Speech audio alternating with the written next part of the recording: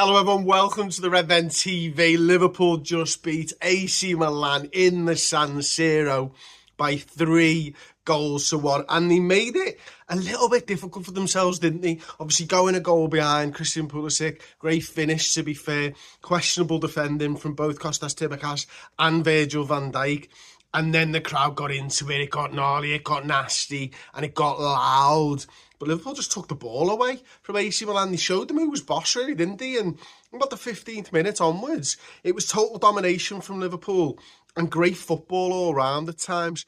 You know, not over-exerting ourselves, not having to work too difficult. Mo Salah, obviously, a couple of opportunities where he hits the bar. We're having problems with their goalkeeper, of course, Mannion, and it looked a bit strange, and he ended up getting subbed off, of course. But where Liverpool made the difference, of course, was those set pieces. They didn't show any respect to the AC Milan goalkeeper at all. It wasn't quite a corner. It was a free kick. It was a Calibri who gives the free kick away. It was a terrible foul.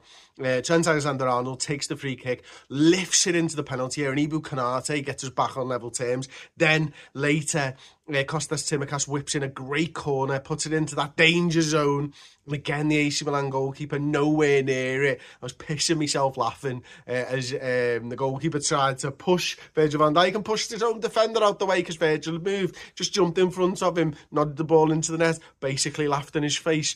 Liverpool were 2-1 up, and then we finally get that third goal. Great play from Cody Gakpo, who had an absolutely outstanding game.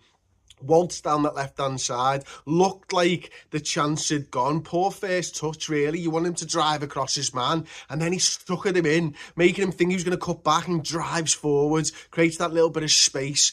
Whips the ball across Dom Szoboszlai, getting a good touch onto it and it going in. 3-1. We got a little bit of Federico Chiesa as well. Endo joined the party. Joe Gomez joined the party. Good times all round. Travelling Cop in full loud voices, of course, as you would expect, but absolutely superb. And it really was. It was the manner in which Liverpool turned it around for me. It was just showcasing that sort of European experience. The manager might not have the big Champions League experience, but the players have still got that big Champions League experiences, a lot of them, and they just didn't worry about it. They didn't panic under pressure. You know, we've been there, we've done it, we've won it, a lot of these guys, and it's like, no, it's a 90-minute game of football, we'll get back into it. And I think the thing is, you were probably looking at it thinking to yourself, well, we were shit at the weekend against Nottingham Forest. Are we going to bounce back? And, you know, within 3 or 4 minutes, we're a goal down, and you're thinking, oh dear,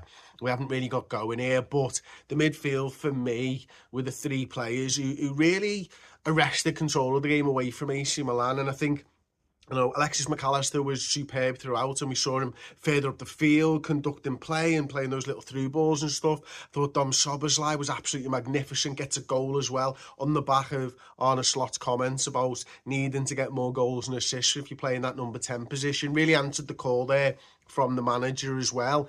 And Ryan Gravenberch, who I thought had probably the quieter first half of the three players, but in the second half, I would say it was obvious that he was the best player. And is that now 4 of 5 games Gravenberch is in with a shout for being our man of the match?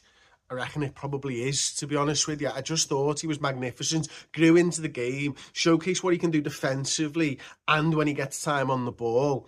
But we just dominated them, absolutely dominated them. And it was all from those middle three players, you know, conducting everything, not giving up on anything. You know, but Cody Gakpo, for me, from the forward players, the star of the show.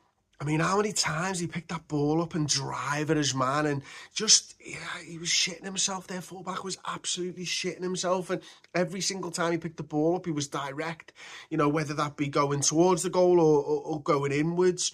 You know, just trying to look for someone who's ahead of play, not looking back, just trying to drive forward, playing that little 1-2, getting a shot off when he can and stuff as well. Just a magnificent performance. And I think Luis Diaz has been absolutely superb at the start of the season, but Gakpo will have been thinking to himself, how do I get into this side? When he gets given a big opportunity in the San Siro, he delivers, gets the assist, of course, as well. So absolutely superb for him, made up for him, because genuine option there on that left-hand side, and I think that is his best position. We saw that in the Euros for the Netherlands, that is his best position, and if he can translate that form to this Liverpool side, then we've got a fucking world-class winger there that we can rely on.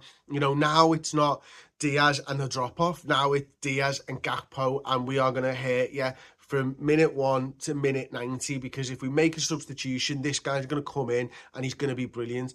And I think in a few weeks' time, we'll have that on the right-hand side as well with Salah and Chiesa. It was great to see him get on the pitch. Didn't really get to do too much, but just great that he gets in, feels part of the team and everything else. So, yeah, just a brilliant night's work. But, yeah, Cody Gakpo and Ryan Gravenberch, the stars of the show in the San Siro.